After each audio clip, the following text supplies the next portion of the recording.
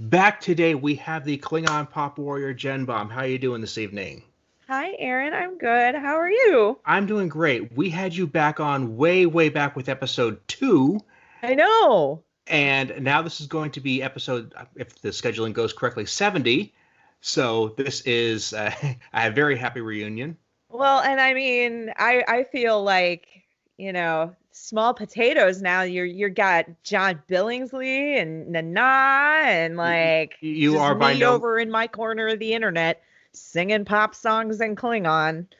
you are by no means small potatoes. You were one of the first people I put on the list when I got this whole gig together here.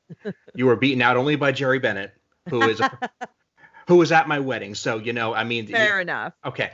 But when we were talking, you were talking about this new album you were putting together, and so you had some ideas, and you might see where it goes. And now you have an active Kickstarter, which is kicking royal ass. So please tell me about that. Yes. So yeah. Um, where to even start? These songs have been sort of a couple of them I've been doing for a while now. Um, the name of the EP is called Tap Medun Bomedun, which means great deeds, great songs. And I think one of the reasons that I went with that name is because two of the songs on there are songs that I translated because they were voted on by donors to my big annual charity event that I do every year. I do Extra Life, and I make a goal. If I hit a certain dollar amount, I let donors, I put out a survey and I let people choose a song for me to translate. I've done that for the last 2 years. So two of these songs are because of doing charity work, which is Hmm. awesome, voted on by fans of my project. And so that's really cool. Like I feel like I'm giving people kind of what they want, like you ask for this song, now you're going to get it. Hmm. So there's that. And but also because we were hoping to go into the recording studio at the beginning of 2020. Obviously, the pandemic happened. Singing and being in a space like that is incredibly high risk. So there was just no way it was going to happen. And so I was started thinking about it, and I'm like, okay, I'm going to put out a call to people that I haven't had the chance to work with because they're not where I'm at or, things like that, but people that I knew had home recording setups. And I was able to, build out my own home recording setup a little bit. I beefed up my mic situation. I got some better mixing equipment and stuff like that. So was able to do vocals in my house and sent out a message to a handful of people. And I was like, would you be interested in helping me with some instrumentation on this EP? And I got an amazing assist from a friend of mine from the Twin Cities who I sang in a band with for 18 years or 8 years. 8 years. I've known him for like 18 plus now. And he graciously was like, absolutely, sign me up. And I had sent a message to the Faithful Sidekicks. They're a wonderful filk duo, husband and wife, and asked if they would be interested in collaborating. And they were like, absolutely. And I actually ended up getting to sing vocals on a song that's on their newest album that just came out and or is about to come out any day now. And so just getting it done in the middle of all of this took a village. It took people being willing to help me. It took me stepping up and figuring out how to record my own vocals. And I even actually built out the backing track for one of my own songs with a MIDI recorder. I am terrible with instruments, but I was like, I'm going to do this. So it really was about great deeds. It was about making stuff happen. Ta also means to accomplish something, or it's an accomplishment or a deed or something like that. So just like it was just really about getting it done and making it happen in the middle of a pandemic. And so yeah, so I'm just so excited. I'm so excited. I put the Kickstarter out And I expected, like my previous Kickstarters, it was, it did pretty good. Like nothing, I hit my goals. I hit my stretch goals in both of my previous Kickstarters, but it was a slow burn. So this has been really overwhelming. I hit my goal in the first 9.5 hours. And now I am, the last time I looked, I'm like less than $300 away from my second stretch goal. So this has just been awesome. I am so grateful, and I'm so excited to share the music with people. And yeah, I don't know. Did that answer the question? I just feel sure like I'm did. rambling. I'm so excited to see another face right now. Uh, so Well, not only I think in the time since we've spoken last, people have found your music. It's clicked with them. I mean, Star Trek has kind of shot up in the world over the past year. We've had more new Trek in the past year than I think we've had in the past 15 years. yeah. And your perks are fantastic on the Kickstarter. I was stunned in a very pleasant way when I found out there was a physical CD available for a very reasonable price. Yeah. My goal, first of all, it's an EP. It's not a full length, so it's short. And it's a Kickstarter, so I know that people are expecting, they're expecting to pay a little bit more than they might if they went to a convention or something like that, or they were, getting it, because you're there to support. It is very much about the support. But I'm not in this I'm in this to do it because I love it. I'm in it to do it to get it done.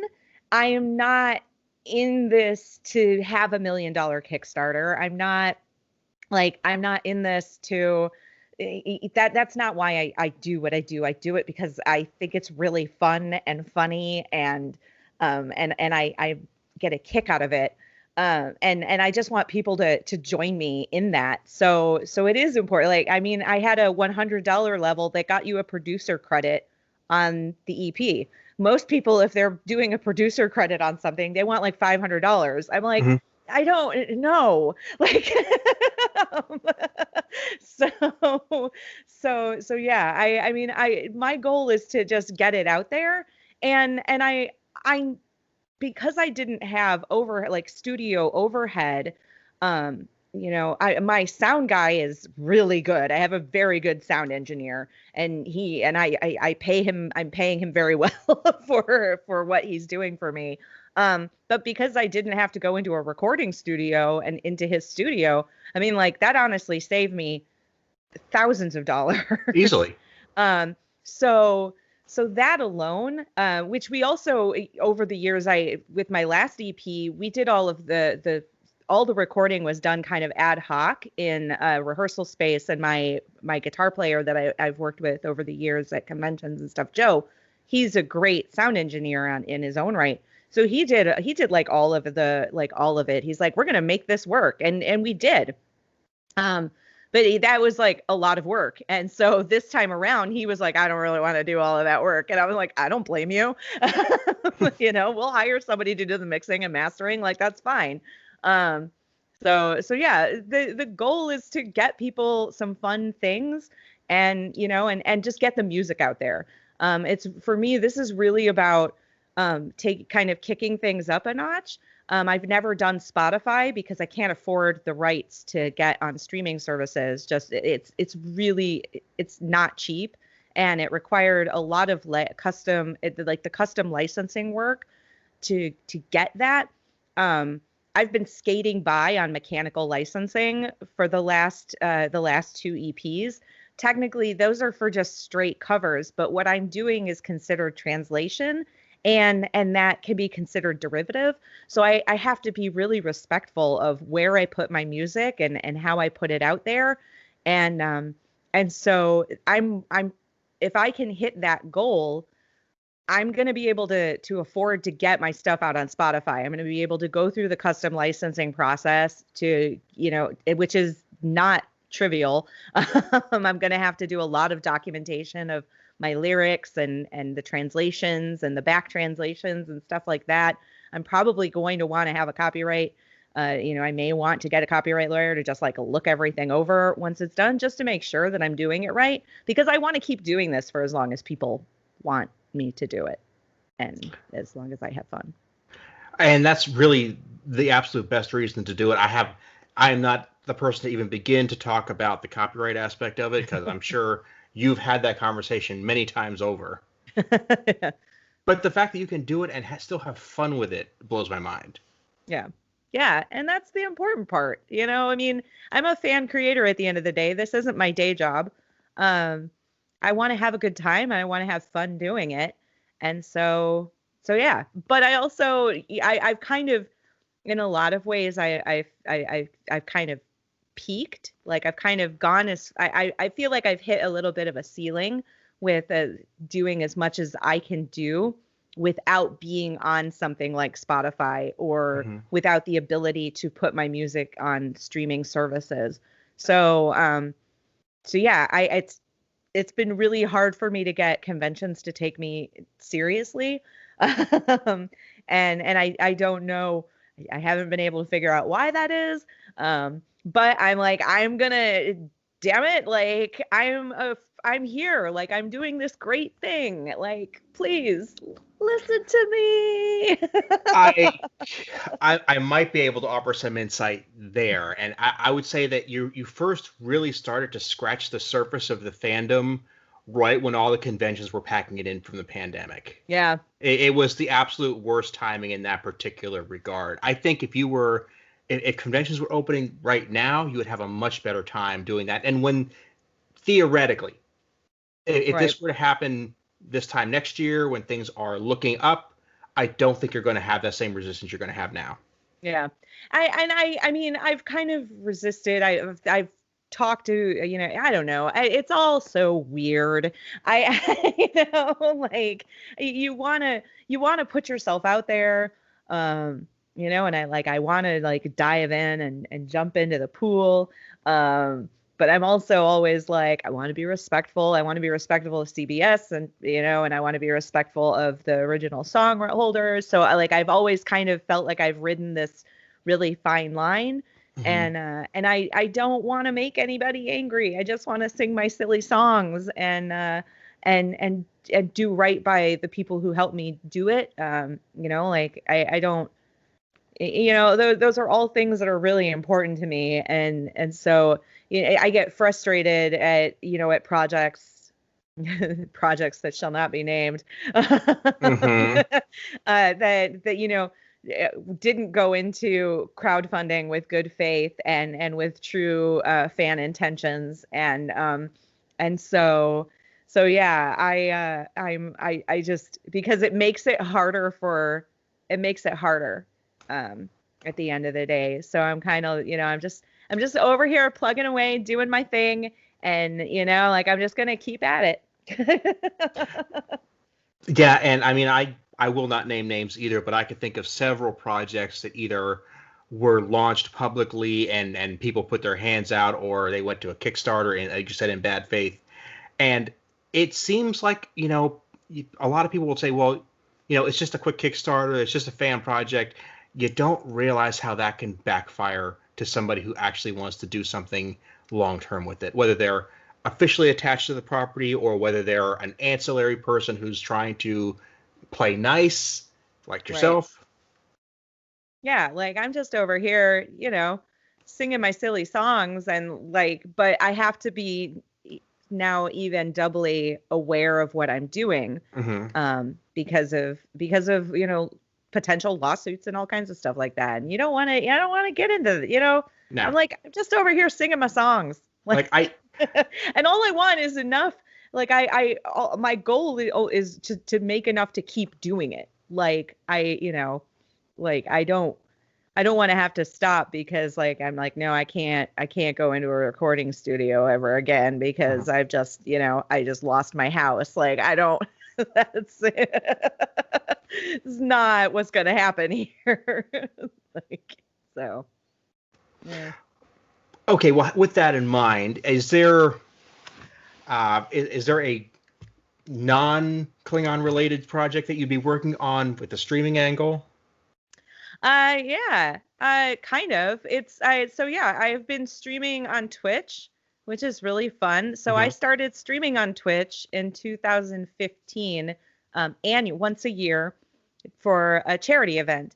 And I kind of used the power of the Pop Warrior, as I like to call it, to raise money for Children's Miracle Network hospitals.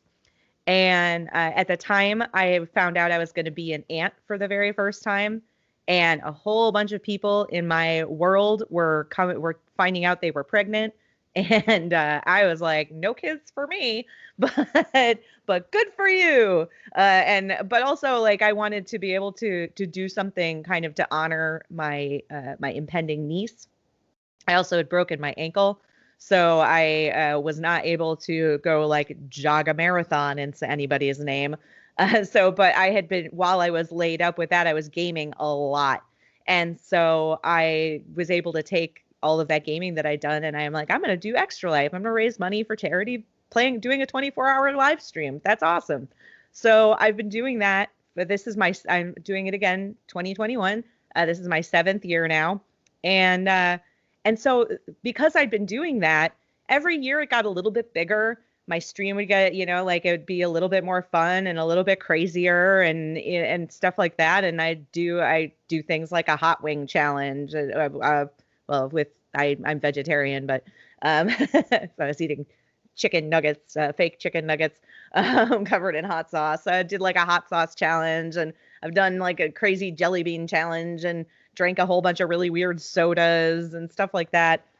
Played games, and so this past year, because of the pandemic, can't go to conventions, can't do anything. So, but I did my big charity stream, and I had such a good time. And by the time the stream was over, I had actually hit enough parameters where I was basically one requirement short to become a Twitch affiliate. And the only thing that I needed to do to become a Twitch affiliate was to do like another like 3 or 4 hours of gameplay in a certain amount of time. So I was like, what the heck? Yeah. You know what? I'm going to go do another stream. Let's do another stream. And like I had reached those requirements just from doing an annual live stream. And it getting more popular. Now, granted, it took me 6 years of doing that live stream to hit those parameters. But I was like, yeah, sure, I'm going to go ahead and do this. So I logged in. I did it. I got my I got my affiliate status. And I'm like, okay, well, now what am I going to do with this? You know what? I'm just going to keep playing games. So I've been doing. I finally started playing Star Trek Online. So I started playing Star Trek Online as a Klingon. I created a Klingon character, and it has been a blast. My Tuesday nights have been so much fun. And I've also started replaying Mass Effect from the very beginning, like Mass Effect 1, and which I loved. It was one of the first games I think that I played. I was playing when I was laid up with the broken ankle. I played BioShock, and I played Mass Effect, I think, for the very first time. And so yeah, I was like, I'm going to revisit Mass Effect because it was right around the beginning of November. So it was like right around N7 day. And so yeah, it has been so much fun. My little Twitch community is just absolutely delightful. We have a good time. I get a bunch of Klingon speakers in there. So like you can come in and occasionally like see Klingon just flying in the chat, which is so fun. It takes me a while to understand sometimes what they're saying because I'm not fluent. I know enough to be dangerous and to translate my own songs, but I'm not like conversationally fluent. But yeah, it's really fun. And so we've been doing that, and I've been doing a monthly thing with the Klingon Assault group as well. So we do a monthly game night with the Klingon Assault group. So. What I've only recently really started to look into Twitch. It's a time issue for me. I just don't have that many hours in the day. But of the people I've started to follow, I'm amazed at how much it's really about 10% gaming, 90%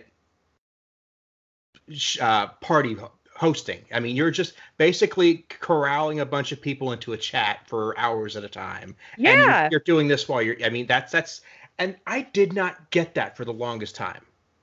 And I'm not gonna lie, I'm the same way. My husband has been watching Twitch streamers and Mhm. YouTubers for years, and I'm just like, I do not get it, bro. Mm-mm. and and uh and then once I did it the first time, once I streamed for the first time, I was like, oh, that was really fun.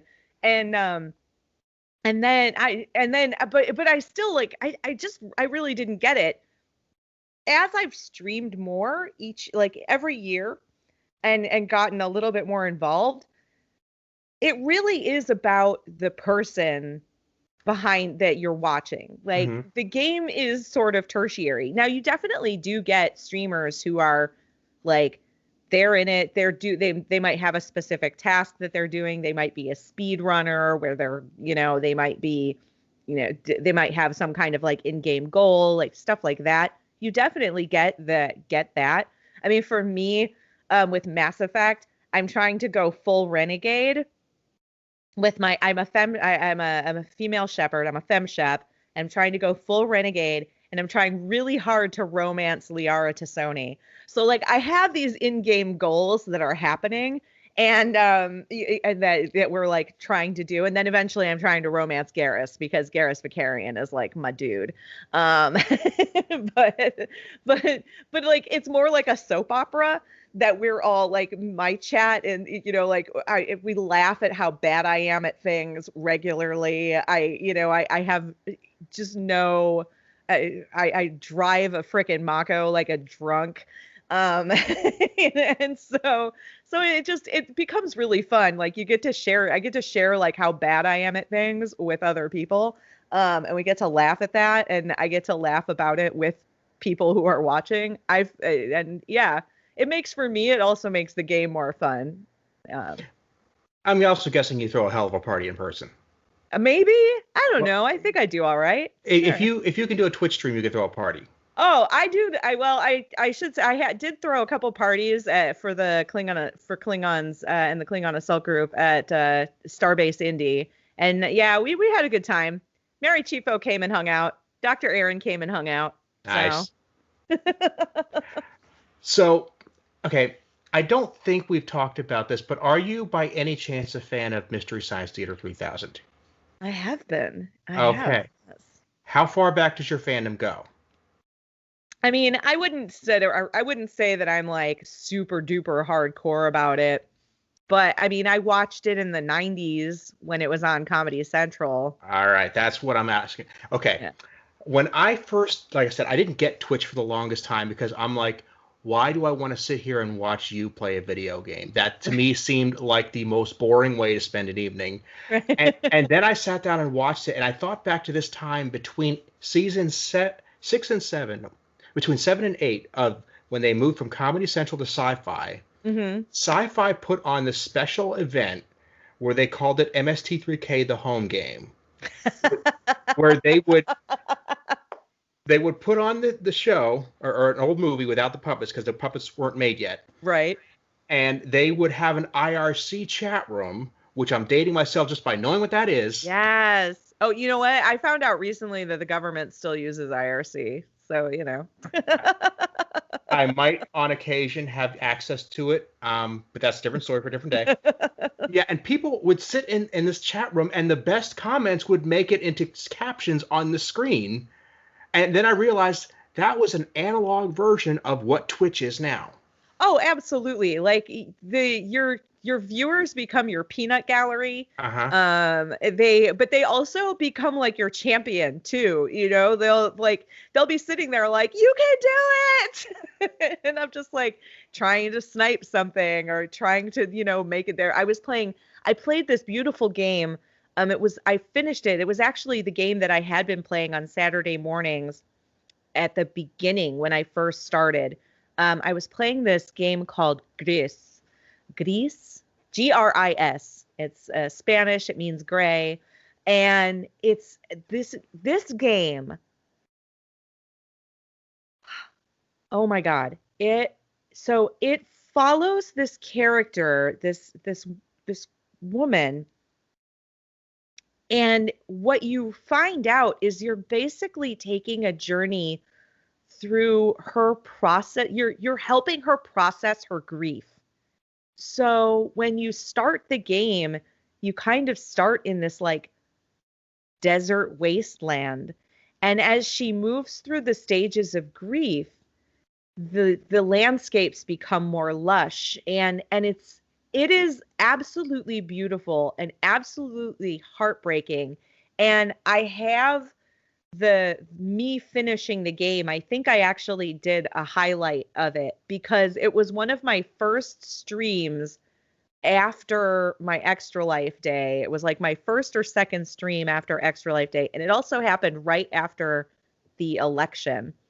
I finished this game, and the ending of this game is so profoundly beautiful, and I cried. I started having like I just started sobbing on my live stream. I was finishing this game and it was so emotional, and having that like connection, like, you know, to a game, and having finished it. And there were moments of the game that was hard, but it was actually just like the satisfaction of the storytelling of that game.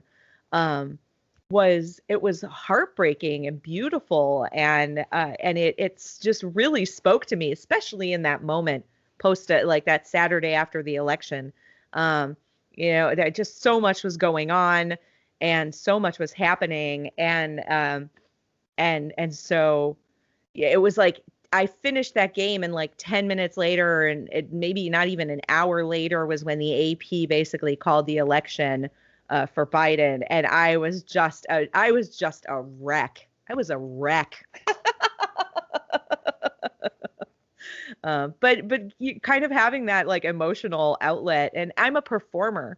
Like that's what I went to school for. So getting on a camera and having an audience, I haven't been able to have an audience. I haven't been able to perform really for a year. And so getting on a stage, like I don't have a stage. So Twitch has become sort of my de facto stage, but it's really weird because I'm pretty me on it. I rarely put my ridges on. It's just me. So yeah, you got to take me or leave me, I guess. But it's a great way too to connect with my community. So. And from what you're talking about, the choices you're making, I'm thinking you're very into story-driven games, to say the least. Oh, yes. Yeah, if let me make choices. Please let me make choices. Let me make terrible, terrible choices. I'm not going to be on there playing Fortnite or anything like that. That's not. I mean, I'm seeing that you're talking about, using it as a performance. You're basically you're using the game almost to make a stage, a play almost for yourself, because you can perform then without having other people around. Yeah, pretty much. It is really fun too. We played the last time on with the Klingon Assault group.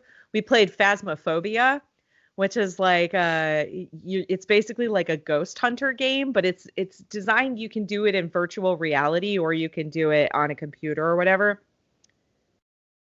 And you have to have you've got to do it with headphones for sure, because like the ghost will like whisper over your shoulder, and you're walking around. It's done in first person, and you can do it with a group of up to 4 of your friends. It's like up to 4 friends. And you're in this house and you're like trying to like get the ghost to reveal itself. And it is terrifying, absolutely terrifying. But yeah, like moments like that too, where you get to just kind of be a dork and be scared in front of people. I don't know. I'm using it to have fun, and I'm using it to connect and play games that maybe I wouldn't normally play. Like I would never have played Phasmophobia, but the Thought Admiral of the Klingon Assault group wanted to play Phasmophobia, and I was like, I hate horror, but here we go. Yeah. Also not a horror fan. I'm going to scream like a little girl, and I screamed like a little girl.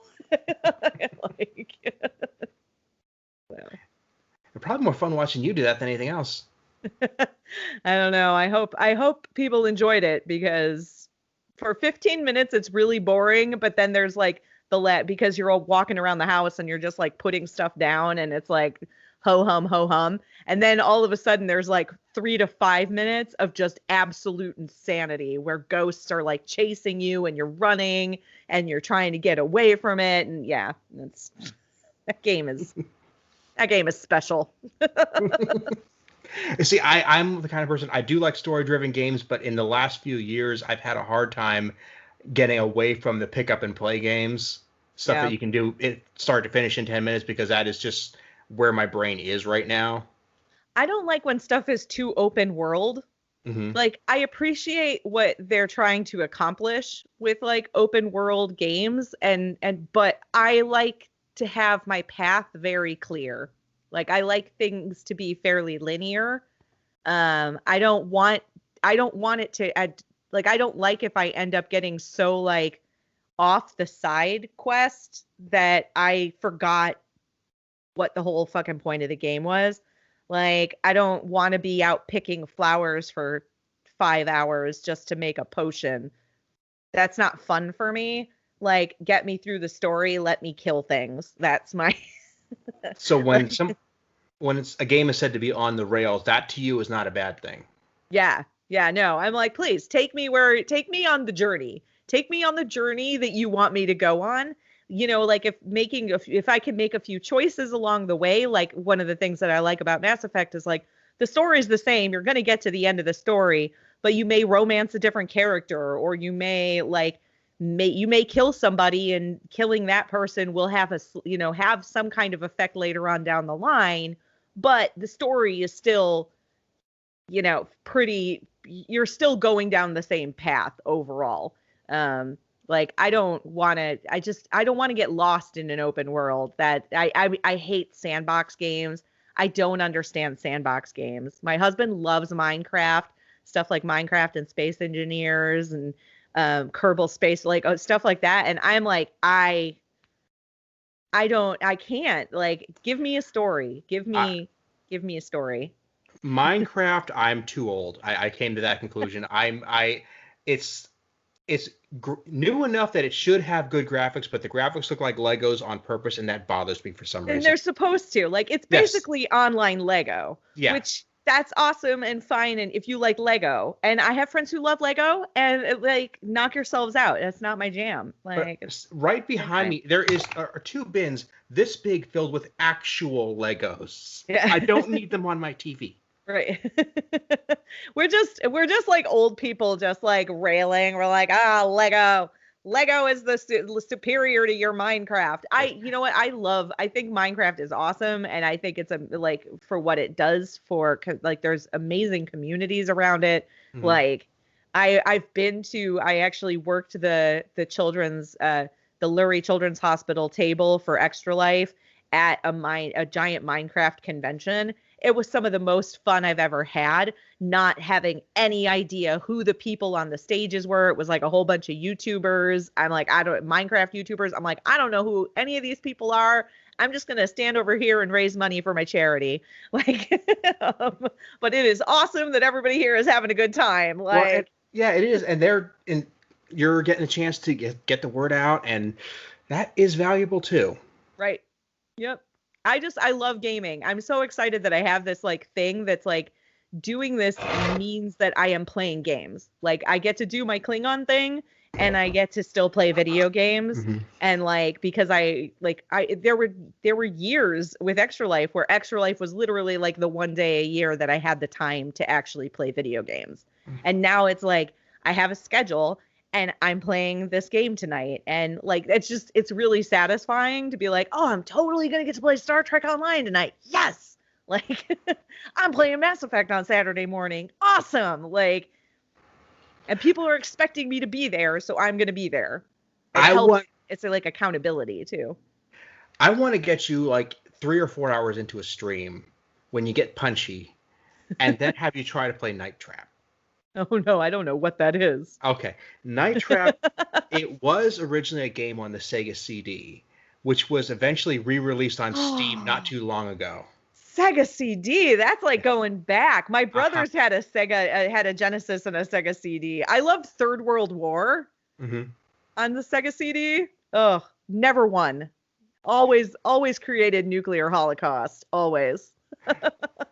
It's a full motion video game, and I would say it has terrible voice acting, but that should be just part of the parcel. I mean, you just assume that. Right. And you just watch these kids go through this like faux horror movie while there are people trying to break into their house, and your goal is to use the camera to try to catch the people breaking in, and it's god awful, but oh my God. It's one of those things you have to experience once. Oh, that sounds like something that would be good for when I've had too much caffeine on a Saturday morning. I was going to suggest there being a beverage involved too, but I didn't know your feelings on that. I usually do. So my Tuesday night stream is it's my kep. So it's like the happy hour. And then my Saturday morning stream is I do Central Time, 8 a.m. to 11 a.m. And so that's Kotvin Kep. So that's coffee. It's the coffee meat. And so it's the one day a week I drink coffee with actual caffeine in it. And by the time it's over, I'm usually like, because I don't drink caffeine during the week. So yeah, it gets a little interesting when I'm on caffeine. It's okay, but speaking of interesting, I can't hold off asking any longer. You have just watched the last episode of Discovery for the year. I have. I'm about to. So much happens. So much happens in this episode. By the time it was over, I was like, whew, we just went on a journey. And this whole season has been a journey. This whole season has been a complete wiping clean of our expectations of Discovery and the franchise as a whole. Yeah. They're in a new place. They can have new adventures now. Yeah. That first episode, by the time it was over, I was sobbing that the man at the starbase, that like when the true believer, like was waiting and just like spent his whole life waiting. Oh my God, he made me just sob by the time that episode was over. And then we've never seen him again. And I'm like, no, I want him to like have his place in the Federation. So yeah, it's so good. This last episode is so good. I'm thinking that we'll see him again at some point. I hope so. I'm not giving you anything. No, I don't want you to. Like I said, I'm minutes away at this point, so please, let's. And here's the thing, I am so proud of this. I have gotten through this whole year without having Discovery spoiled for me. Nice. Or The Mandalorian. Oh, good job. Good job. And I didn't even like go out of my way. I just managed to not get anything crucial. I still actually have to watch the last 2 episodes of The Mandalorian. I fell asleep during the next to last episode. I was so tired. We started it too late or something. I don't know. I fell asleep during I just couldn't. And I haven't had a chance to go back and rewatch it because I've got to rewatch that before I watch the last episode. So yeah, I actually have not managed to be overly spoiled. Like I know a couple little things, but I'm not like too stressed out about it. I did really love Timothy Olyphant in The Mandalorian because I just started watching Justified for the first time, and I was like, oh, this is basically Star Wars Justified. Like he is Raylan, just in space. So he's Space Raylan. So I thought that was kind of funny. I can see that. Yep. And do you know that there is a scene at the end of the last episode after the credits? Oh, I didn't. Okay. So now I do. I will tell you, and I say that because so many people didn't know that and turned it off like I usually do. That scene exists, and I'm not going to say anything more. Nice. I've heard people talk like I don't that show in particular, like I didn't love the first season. I'm not gonna lie. I thought the first season for like it took about 5 episodes for me to warm up to that show. And even by the time I warmed up to it, like at that point, A, it was almost over. And B, I was like, yeah, I'm watching this for Baby Yoda. And that's about it right now. But Baby Yoda is not a show. And so like I'm definitely I realized that I'm a bigger Star Trek fan than I am Star Wars fan watching The Mandalorian. But I will say I think season 2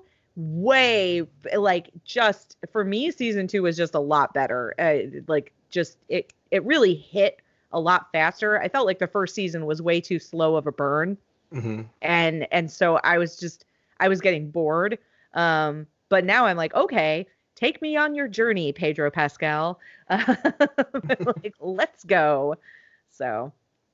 Yeah, I know why they wanted to have the scene at the where you finally get to see underneath his mask. Mm-hmm. But it kills it because I always want to just imagine him being John Wayne. Yeah. Space John Wayne. Yeah. Yeah. Well, Jen, I'm going to let you go so I can get to that. But where can people catch your Kickstarter? I'm going to put the links and all your information in the show notes. Yes. So you can go to www.KlingonPopWarrior.com. There are links to my Kickstarter. You can find links to my music. You can listen to the music. There's a music player at the bottom, so you can take a listen and, try before you buy. If you want, I do a lot of really fun stuff. The new Kickstarter is rolling. We are moving right along. It's very exciting. And the songs. Do you want the songs that are going to be on the new? If you feel like giving it away. Yeah. So the new EP is Maneater by Hall & Oates, No Scrubs by TLC, The Warrior by Scandal with Patti Smith, who am I missing? Born to Be Wild, the old Steppenwolf song, and the one that I was most excited about, I am doing a song by Lizzo. I'm doing Good as Hell by Lizzo, which translates to Jabauku Ejjiku, which means I am fierce. Jibao, I am very confident and I am fierce. So. All right. So good stuff. So the word Stovacore appears in there at some point, I'm sure.